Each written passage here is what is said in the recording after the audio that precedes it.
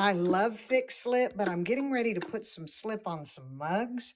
And so I'm going to try to deflocculate this because I don't want to solve my problem with water unless I have to. I have some Darvan 811 right here in this little ice cream bucket of mine, and I'm going to pick it up into this eyedropper, and I'm going to drop a few drops, about that much, into my slip and see if it's thinning it out. And it is.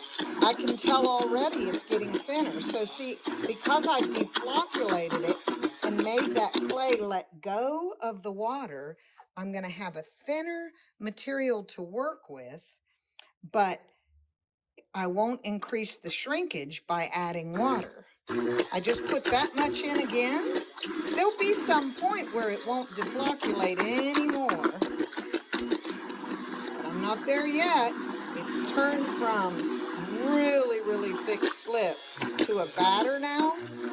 And I'm going to try to deflocculate it even a little bit more so that it's thin enough to have movement on the pot.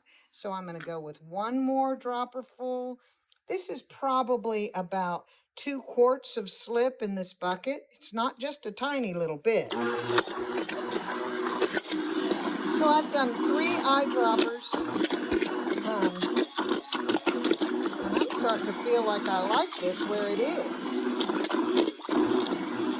See how it's stirrable now? It's starting to feel really good.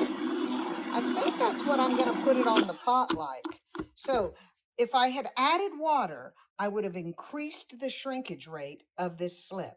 But instead, I added deflocculant and thinned it out without adding any water. So I changed the viscosity, but my ratio of clay to water has not changed at all. This has worked out really well.